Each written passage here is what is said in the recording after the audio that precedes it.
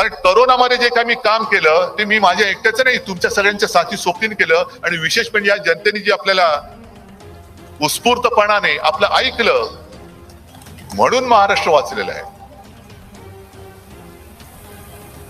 ही लढाई हुकुमशाहीच्या विरोधात आपण लढतो.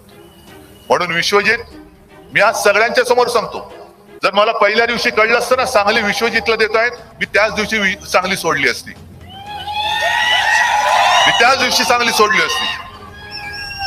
कारण तेवढा अधिकार आणि तेवढं प्रेम माझं तुझ्यावरती आहे. पतंगरावांना सुद्धा बाळासाहेबांकडे आलेले मी पाहिलेले आहे. अर्थात एक आपल्या पिढीची गॅप असते, वयाचं अंतर असतं. पतंगराव हा एक मोकळा ढाका माणूस होता.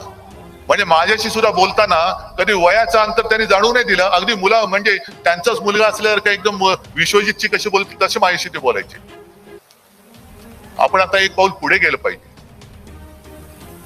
जर इथल्या कोणाला काँग्रेसच्या लोकांना वाटत असेल अगदी विश्वजित तुला किंवा आणखीन आज ज्यांचे फोटो लागलेत की उद्या शिवसेना आपल्या भविष्याच्या आड येईल, अजिबात येणार नाही. इथलं भविष्य जे तुमचं आहे ते तुमच्या भविष्यातलं आम्ही ओरबाडून घ्यायला आलेलो नाही.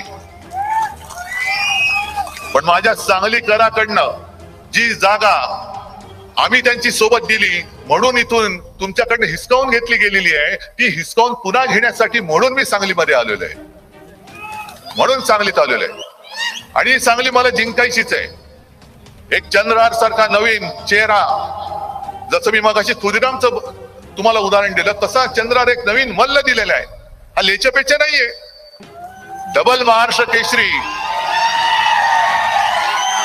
अरे आपल्याला काय जाते गर्दी करून कुस्ती बघायला, तिकडे जे मल्ल लढत असतात ते कसे लढतात, आपण बाजूला उभे राहून आपण एन्जॉय करतो, पण त्यावेळेला त्यांचा घामटा निघत असतो. ही साधी गोष्ट नाही. डबल महाराष्ट्र केसरीची गदा ही सांगलीमध्ये मारुती मानेंच्या नंतर त्यांनी आणलेली आहे.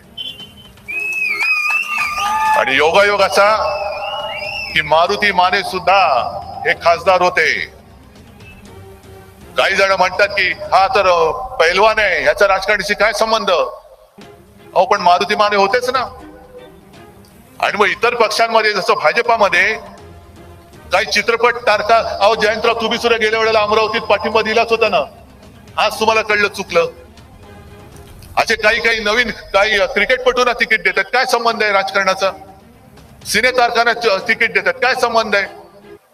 हे संबंध नाही, संबंध सगळ्यांचा असतो. जे उमेदवाराला मत देतात त्या सगळ्यांचा संबंध हा राजकारणाचा असतो. कारण राज्यकर्ते तुम्ही ठरवत असता.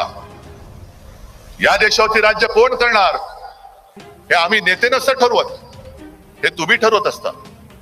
आणि तुम्हाला जे वाटत असतं की तुमचं भविष्य आमच्या हातात आहे, तसं नसतं. खरं म्हणजे नेत्यांचं भविष्य हे तुमच्या हातामध्ये आहे. तुमचं भविष्य हे मोदींच्या हातामध्ये आहे, अजिबात नाही. या क्षणाला मोदींचं भविष्य आणि आपल्या देशाचं भविष्य हे तुमच्या हातामध्ये आहे.